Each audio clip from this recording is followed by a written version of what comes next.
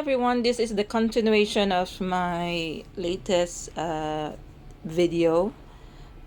So, dito pa rin ito sa Davao at ito yung Quezon Park na dito malapit sa City Hall. And pa-sunset ito or ano na siya, late 5 ganun. So, gusto ko sanang pumunta ng City Hall to meet, ewan ko lang kung nandyan si Mayor, but nakita ko na si Mayor dito sa Hong Kong before, nung nanalo si Tatay Diggs, si Tatay Digong, parang nagpasalamat sila sa mga OFW na sumuporta kay Tatay Digong. Siyempre, susuporta natin yan kasi taga Davao yan. And after nito, ginagamihan ay pumunta na ako sa airport.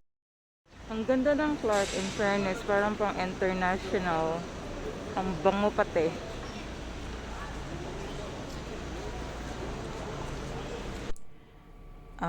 This is part of Pampanga na. SM to, but nakalimutan ko kung saan itong banda sa Pampanga.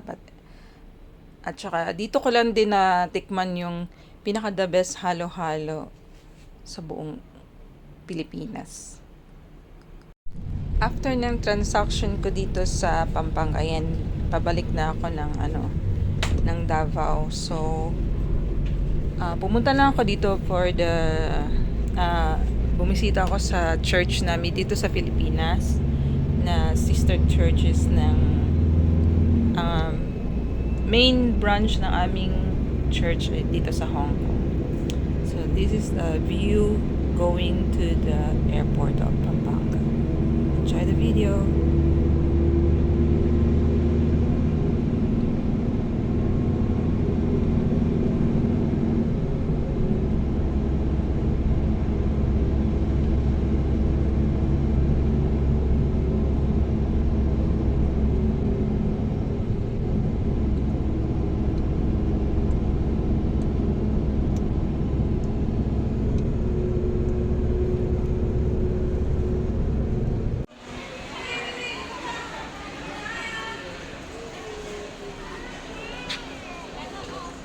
O, diba? Parang siya, parang Hong Kong.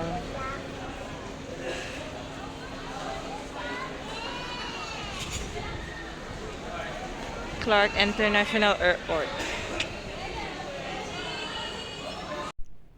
At pa-check-in na ako dyan. Ayan. Cebu Pacific ang aking airline. So I also have a chance to video inside. Papunta na yan ng waiting area. At napakaganda talaga ng Clark Airport. Gate 2. Gate. Ang ganda, parang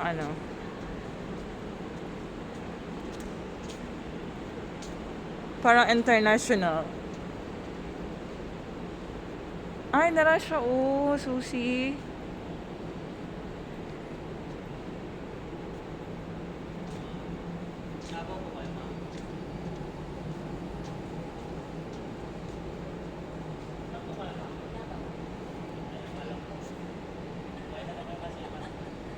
Hindi.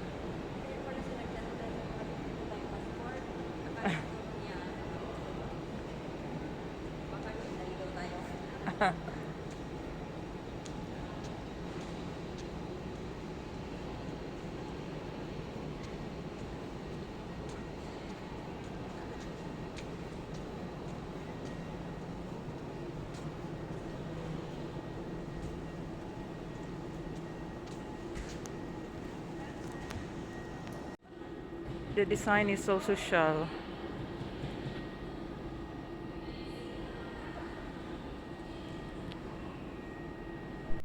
Dahil walang kalaban sa toilet, so ayan. And ang toilet din ay napakalinis at mag-isa lang ako, so I make a video there. At saka ayan. So thanks you for my traveling bag.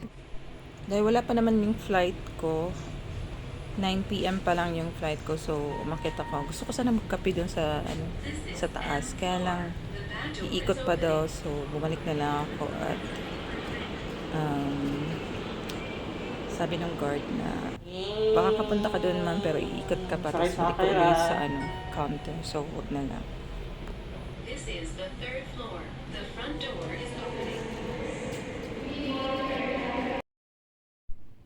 So after ko nag-travel ng Clark, pagdating ko ng siguro mga 11 na. So nagstay lang ako sa Davao, one of the hostel and motel ng Davao. At saka pumunta ako sa dahil nakatulog ako ng maayos, so I have a plan to visit my papa dun sa Catalunan Grande. Ang niyan is papunta ng Bangkal, yung ganun, malapit lang dun. So ayan, I travel na back, nag-travel na ako, nag-jeep lang ako dahil hindi ko alam kung magkano ng pamasahe, so nagtanong ako sa mga pasahero. Ang tagal-tagal kong hindi nakasakay ng jeep, so I want to experience again. At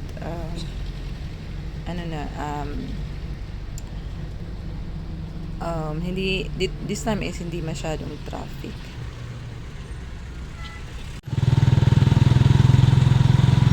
Bankerahan Public Market. So it's been a year or a decade na hindi ako makapunta dito, so here it is. This is the UIC. UIC ba to? UIC, Immaculate Conception. Sikat to na school dito sa Davao.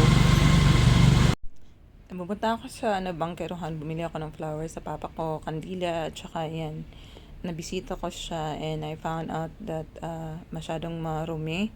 So, nag-contact ako ng maglilinis ng ataol niya. At saka itong pictures na to, yun yung pag-travel ko. At saka, pumunta din pala ako ng Manila to para asikasuhin yung account ko sa BDO. At saka yan, ang picture din ng Clark. Ayan siya. Ayan. Medyo pangit yung mga kuha ko kasi hindi ko siya na landscape ng kuha ng pictures. So medyo pangit yung mga pictures. Ayan. So nagkita kami nung kaibigan ko, and this time is, so after visiting Papa, nagkita kami ng kaibigan ko. At saka, ayan, nagpunta kami ng Mati, and this is the sunrise kasi maaga kaming nagbiyahe para makarating kami sa Mati. And dahil pumunta din ako ng Mati dito dahil meron din akong aasikasuhin. So lahat ng lakad ko is related na may gagawin ako or maasikasuhin ako. Kaya, ayan, picture namin dyan is Sleeping Dinosaur.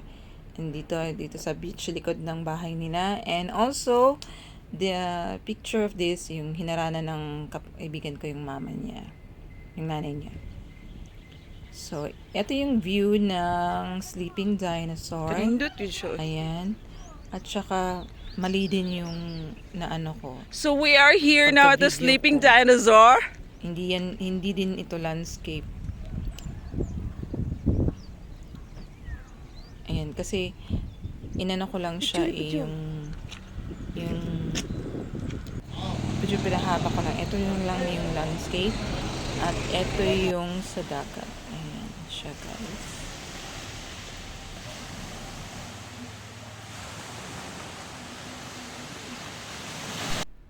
So after ng manyanitan ng kaibigan ko sa mama niya is umuwi na rin ako. Hindi rin ako nagtagal doon kasi hindi ako nakakatulog kaya gusto kong umuwi sa bahay namin. Tsaka marami akong labahin kaya gusto ko ng makauwi ng bahay at hinahanap din ako ng kapatid ko. And this is the view, yung yung pauwi na ako sa amin. So enjoy the video and see you in my next vlog. Thank you.